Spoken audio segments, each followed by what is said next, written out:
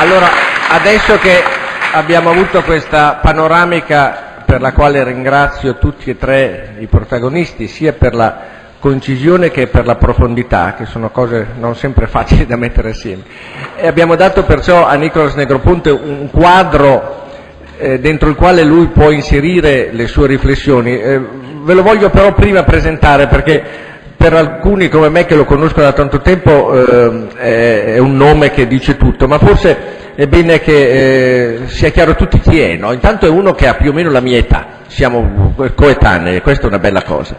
La seconda cosa è una bella cosa, è una bella età, è un'età giovane che funziona, che fa bene, vero Nicolas? Sì. Poi è nato a New York, quello a me non è riuscito bene.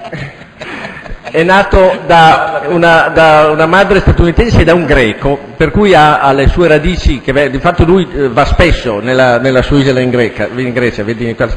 E la Grecia, se un giorno avete la pazienza di leggere la storia di Internet, è un posto che è stato molto importante per Internet, perché ci sono stati due greci che ci hanno fatto delle cose assolutamente sostanziali. Uno era il professor De Zurtos e l'altro è il dottor Mitachides. Sono due nomi che a voi non dicono nulla, ma andate a cercare, scoprite che Internet ha gli incroci più importanti De Zurtos e Mitachides, e poi Negroponte. Negroponte, che è stato un giovane genio, nel senso che a 23 anni era già membro della facoltà all'MIT, quindi uno di quelli che hanno fatto la svelta. È anche uno che diceva poco fa che all'inizio di Internet lui e altri 4-5 erano quelli che lo facevano e si conoscevano tutti, cioè erano lì nel momento in cui la cosa stava nascendo, e questo dà anche un'idea del personaggio. Poi dopo è entrato nel mondo dell'immaginario collettivo col Media Lab, no? Il Media Lab è il posto dove si sono inventate tantissime cose, ma che più che aver inventato cose ha lanciato un'idea, cioè che per essere innovativi non è necessario essere bravi a scuola, non è necessario sembrare intelligenti, bisogna essere dei rompicoglioni. Ecco, questo è il concetto dell'innovazione che è venuto fuori dal Media Lab, e lui poi ce ne parlerà un po' dopo, perché è un po' il suo cavallo di battaglia.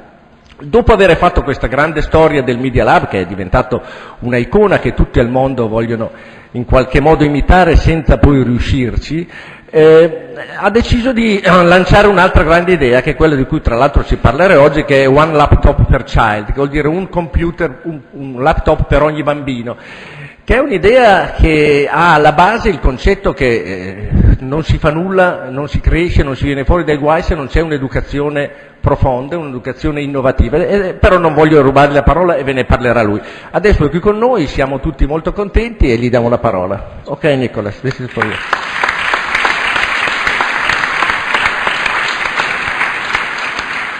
You go there?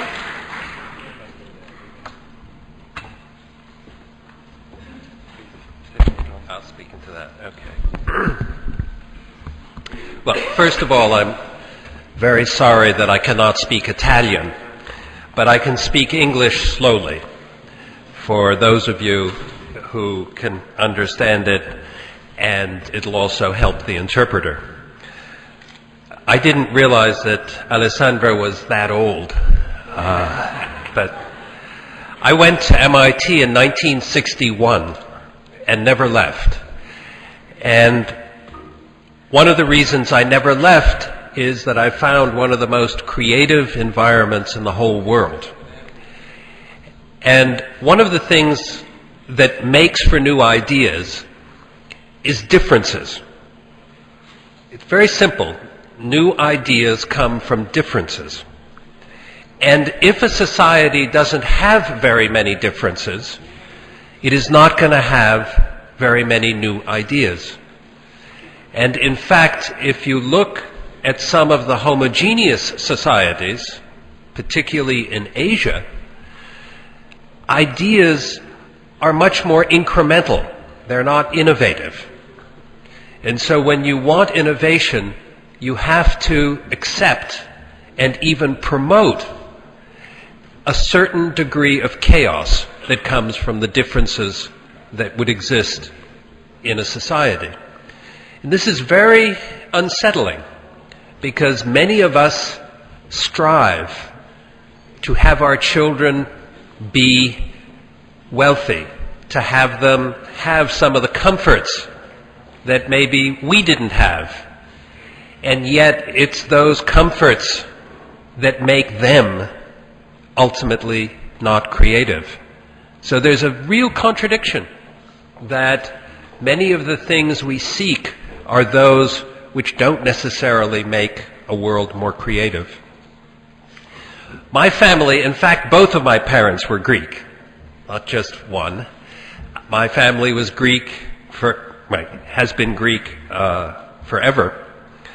And my parents lived mostly in Europe, and they were very European.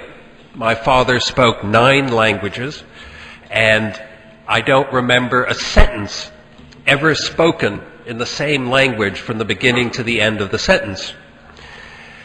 But as you would imagine, and this may be true for many people in this room, the relationship with our parents was very different than the relationship that we have with our children, or that our children have with their children. It was a bit more formal in my case. And about 15 years ago, I started a magazine, or was one of the founders of a magazine called Wired. And Wired magazine had basically the charter of describing the digital world to an educated public. And as a founder and an investor, I wrote the back page. This was to protect my investment. And one of the first stories I wrote in about 1993, 92, 93, was called Why Europe is So Unwired. Why Europe is Not Wired. And the month it came out was also a month that I was visiting my parents in Switzerland over Christmas. And my father said to me, he didn't like the story. He said it wasn't true, that Europe was much more wired and much more innovative than I was describing in the back page. So I said, well, let's go over the points very carefully. And we did that after dinner. And we went over the points one by one by one. And the first point was that Europe didn't have enough risk capital that would be spent on high risk. And he said, no, we have lots of risk capital, and my friends in Belgium have lots of banking that they do with high risk small companies. I knew he was wrong, but I wasn't going to argue. And so we went to the next point, and that was that Europe was too centralist, and that too much was done from a central point of view instead of from the periphery. And he said, no, we're not centralist at all, and so on. This went on and on for every single point until we got to the last point.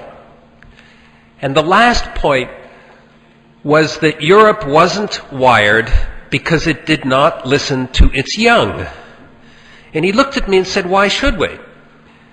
And of course, we laughed. But the point was that very often, it's changed, but very often in the past, in Europe, we didn't take young people seriously enough. That in fact, children were to be seen, not heard. And this propagated itself through a lot of business, industry, commerce, and has only recently started to change.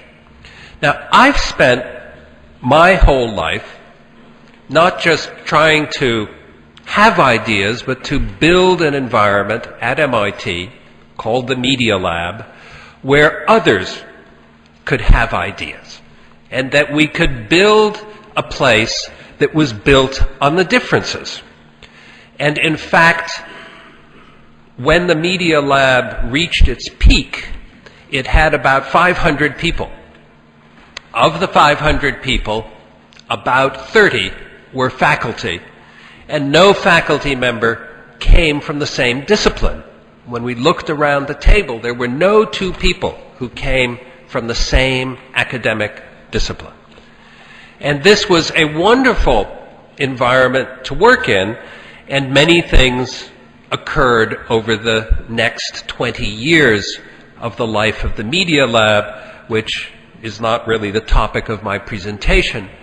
But during that period, we spent a lot of time, maybe 15% of our budget, trying to understand how children learn, particularly how children learn in a digital age. What are some of the differences that will happen?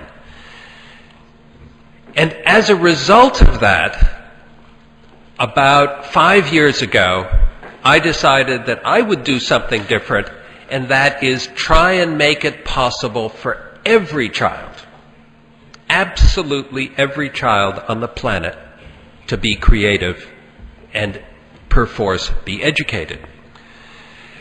Now, what I'm going to describe, which is one laptop per child, is really an education project, not a laptop project.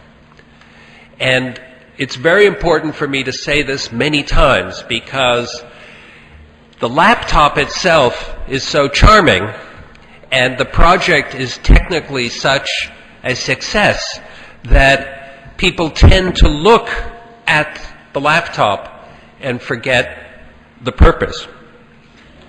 So I will walk you through sort of what we've done, why we've done it, and where I think we are headed. Many people ask me, when did you get the idea? And the answer is 1968. Now, in 1968, something very important happened. A man named Seymour Papert, who's shown in this picture, which is about 25 years old, this picture is, he discovered something very simple, and that was that when children wrote computer programs, they came the closest they could ever come to thinking about thinking. Let me explain what I mean. If you write a computer program, let's say, to draw a circle, you have to understand circleness in a much different way than you understood it when you were taught about a radius and a circumference and a diameter. Those are very abstract, and they have ratios, and we're told about them, and we still believe them, but it doesn't really tell you much about a circle. And yet, if you write a computer program to draw a circle, you have to understand it in a different way, maybe even a more profound way. But more importantly, when you write a computer program, it never works the first time. And it does something else, and you look at what it did, which is a mistake, and you then try to correct the program, which is called debugging. You debug the program. And the act of debugging is the closest we can come to learning about learning. And what we found in the 1970s is that children who wrote computer programs actually did better at school because they learned to debug their own behavior, their own, whether it was spelling bees or mathematics. They became very interested in the errors. For example, in a spelling test, I was a very bad speller as a child. And if I was given 10 words to spell and I got 8 correct, that was a B, which for me was very good. So when I got the B, I didn't care about the 2 words I got wrong. I loved the B. But the debuggers were very interested in the 2 words that they got wrong. and they'd try and understand what they got wrong. And we started to see that children who were using the digital world were learning in a different way, not because we were teaching, but because they were, in this example, debugging. And so, as this went on, we became more and more interested in doing this. Actually, this photograph is in Senegal, outside of Dakar, in 1982. The IBM PC was not even on the market. We were using the internet, but these were not connected to the internet at the time.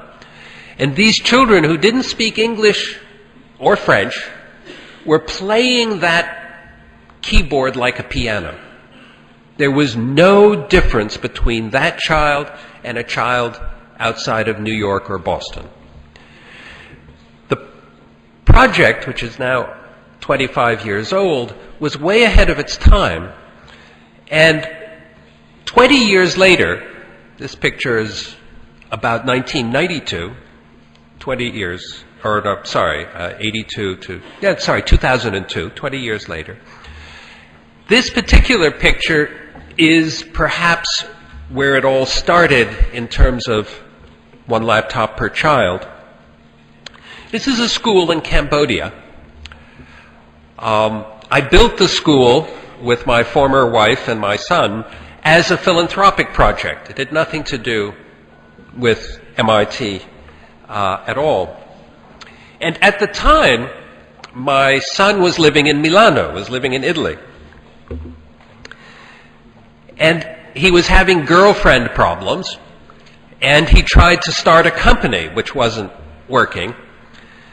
So I said to him, look, if you can suffer the indignity of working for your father, why don't you go to Cambodia and connect this school that your mother and I have just built?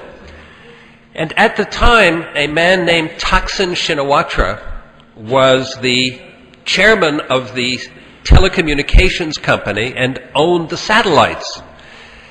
He later became Prime Minister of Thailand, but at the time he was a telecom executive, and I said to him, please give us free satellite connectivity, which you see the satellite dish in the background. And I went to eBay and bought 100 laptops and sent them to the village. Now what happened was quite extraordinary. We knew it from the work at MIT to some degree, but what happened here was, first of all, the first English word of every child in that picture is Google. That's their first English word. This particular village has an income of $47 per year, not per month, per year. So that's less than $4 a month. No electricity, no telephone, no television, and in fact, there are now 5 schools in 5 villages, 2 of which have no road. You can't even get there in the rainy season. When the children took the laptops home, they had been charged at school with a generator, and there was Wi-Fi in the village.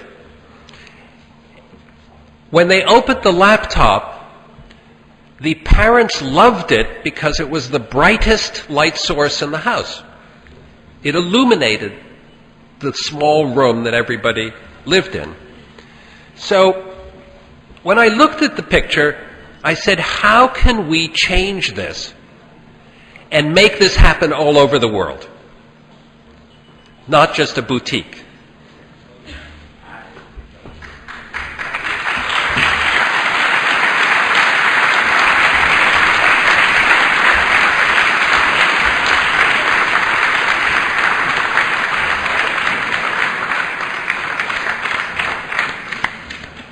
Benvenuto già dato, possiamo continuare.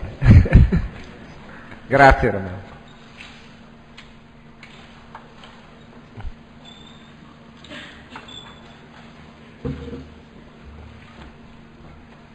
Thank you very much for coming. So I looked at this picture and I said, how can we make this happen all over the world instead of just a tooth fairy doing it in one little village? And when you look at all the parts, certain pieces are going to happen because of industry, because of momentum. For example, telecommunications. Even though telecommunications is a very important piece, it's happening. There's Wi-Fi, WiMAX, 3G, all these things that will make it that more and more people are connected in the world at lower and lower cost. So as we looked at that, it wasn't telecommunications. The problem was the laptop.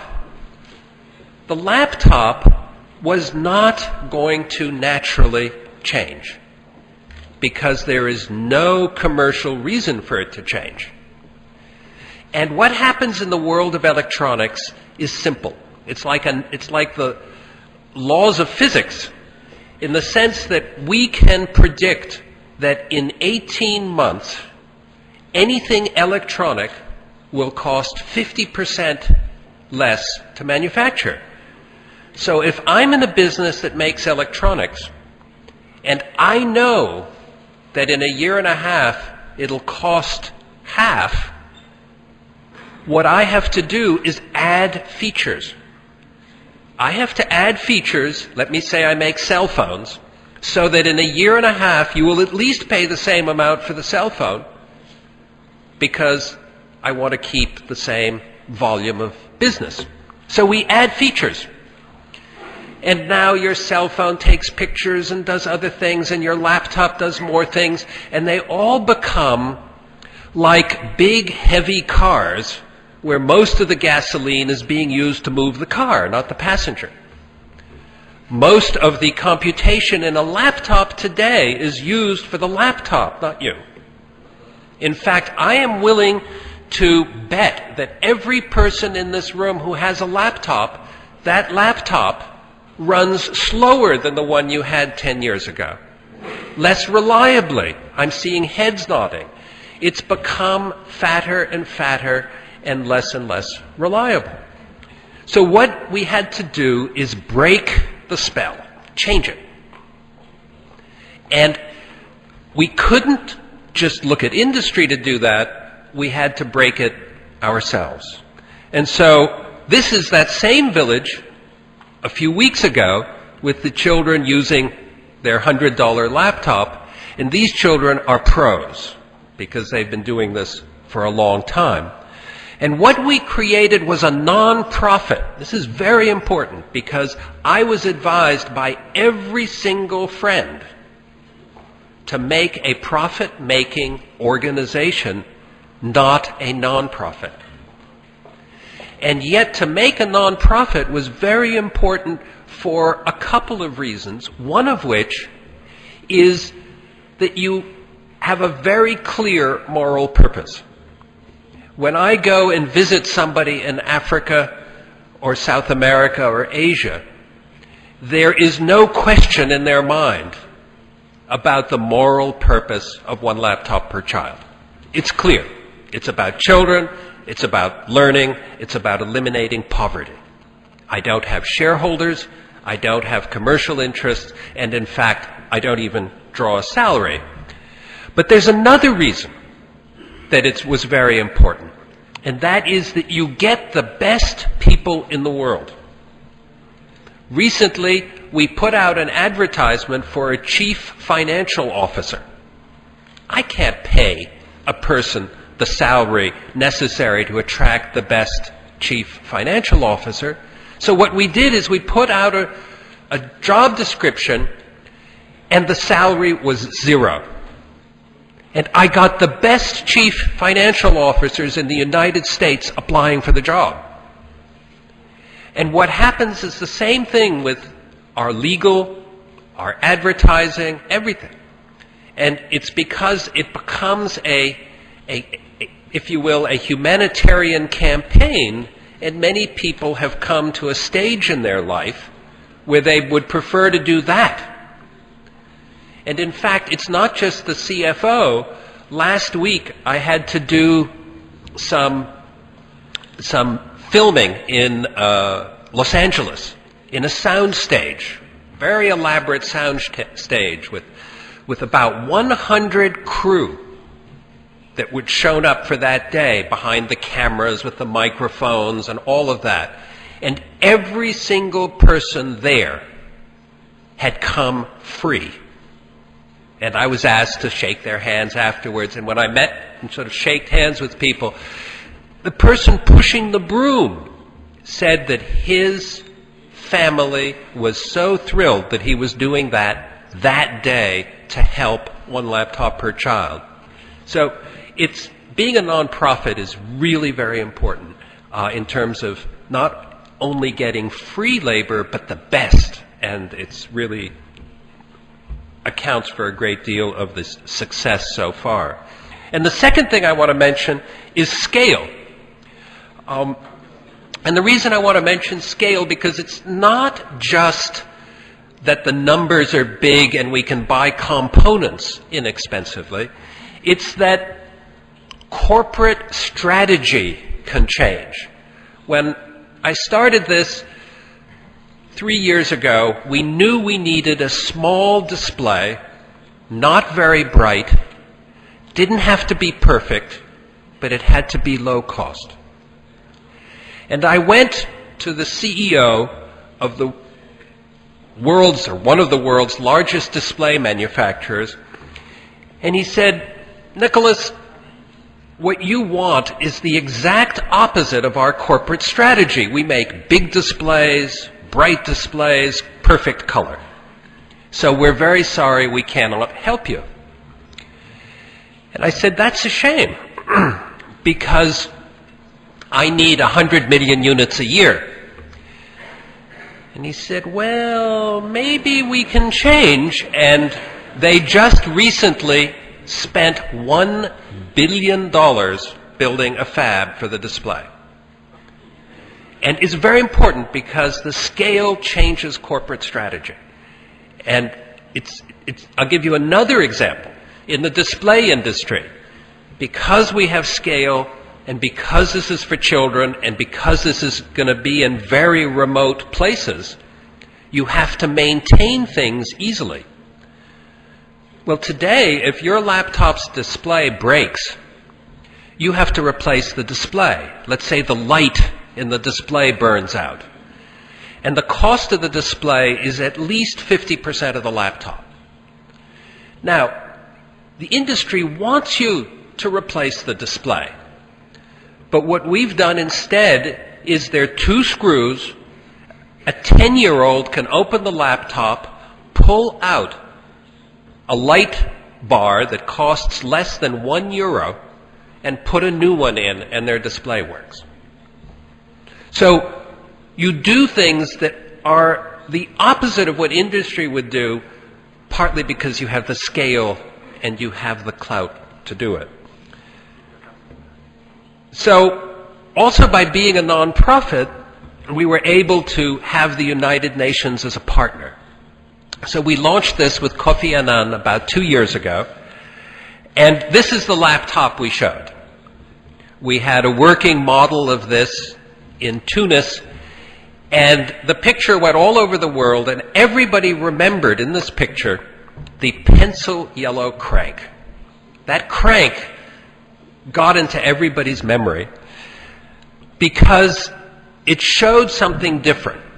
And even though this is not the final laptop, it told people that it was something that would work probably without electricity, because 50% of the children in the world have no electricity at home or school. And so you can't give them something to plug into the wall, and you can't have it plug in the classroom, even if you're a rich city or country, because everybody will trip over things. So that wasn't what we built, but it was a very important image. I won't go into details except to tell you quickly 3 things, one of which relates to that crank. Power is very important if you want to use your body. If you want to crank something or pull strings, it has to be below 2 watts in order for you to get any valuable work out of it. And what we would consider valuable is that if you crank for 1 minute, you should get about 10 minutes, at least 1 to 10. Your laptop runs at about 30 or 40. This laptop right here probably runs at 50 watts. There's a very, very big difference. The Wi-Fi you know very well, but to be a mesh network means that there are no hotspots. Each laptop is a hotspot. And the last thing is that displays have to work outdoors. These kids will be outside. And if you try to use your cell phone outside, you're covering it up, you're trying to... So this really has to work like a book. So this is what we built, just very quickly, since you can't... I have one with me, but this is the laptop. It converts into a games machine, into a book. It also has these little ears that amuse people because that's what allows them to connect to each other. And there it is. Now this is the result of about 2 years of work, and it goes into mass production in 6 days. Next Friday is the beginning, which to me is both exciting and frightening. These are the first ones that went down the assembly line. These are still engineering models, but they're the real people on the real assembly line in the real factory with the real parts. Now, as I said in the beginning, this is not a laptop project, it's an education project, but it still took a lot of resolve to do that. This is one example of how to generate power. This is one of the schemes. The child can pull this and in fact engage both arms. I won't go into the details of how the mesh works, but sometimes children bicycle home or walk 3 or 4 kilometers and might be outside of the network, so we provide these things that they can attach to trees. These cost about 10 euros, and you nail it to a tree and it relays the signal. You need this about once every 500 meters, depending on the foliage. You don't call Vodafone or Telecom Italia or British Telecom to install this. The kids do it, the teachers do it. This is a school that is connecting to another school 25 kilometers away, very, very far away, and it's all done, again, by the kids and by the teachers. I won't dwell on the software very much. It's, as has been in the press in the last 24 hours, Microsoft is making Windows for this laptop. We are releasing it with Linux and an interface built for children that is very collaborative and very child-centric. So what I did was go to countries, and in the beginning I went to 4 big countries and 1 relatively rich country. The 4 big countries were Brazil, Nigeria, Thailand, Pakistan, and the relatively rich one was Libya. And I went to these 5 countries and said, you should buy 1 million laptops each for your children, and when you do this, that will trigger the whole process. And then all the other countries and the poorer countries and the smaller countries can ride on the coattails of the 5 big ones launching it. Well, that didn't work. And it didn't work because even though there was interest and enthusiasm, and you would see pictures of President Lula, you'd see pictures of him sort of with the fist, sort of walking like this, you know, in campaign trails. It didn't happen. The countries, finally, when it came time to send a check for $100 million, they weren't quite as enthusiastic. So an idea that was actually born in your kitchen, in the kitchen of Prime Minister Prodi in February, was to get the people to do it. And so what we did is we went to the people and we started, well, I'm a little out of order in my slides, we started a program I'll describe in a minute. But one of the things which is important perhaps to talk about in order here is that this will come out, will launch with 18 keyboards. Some of these languages you may never have heard of. And it's very important. In Ethiopia, for example, there was no standard keyboard. This is the Ethiopian keyboard. There was no American keyboard because there's no commercial interest in making one. And so the laptop became the de facto standard. These were the original countries. I didn't mention Argentina. These are the ones that we're going to launch in, that we're launching in right now. And Uruguay, I put it at the top of the list, not because it's a very poor country, and it's obviously a very small country, but it was the first one to have a legal tender, a legal bid, which included none of the special features of this laptop. For example, it didn't include sunlight readability, it did not include low power, it did not include the mesh network. And that was because they didn't want it to look like it was rigged. And the laptop won. Hands down, it won the tender. Just on the force of the laptop side of it, not the education piece or the special features. So then we turned, as I said, to give one, get one. And on the 12th of November, it will launch in the United States. And the amount of goodwill that has happened already is extraordinary. If you travel in the United States in the month of November, you will see this in airport billboards.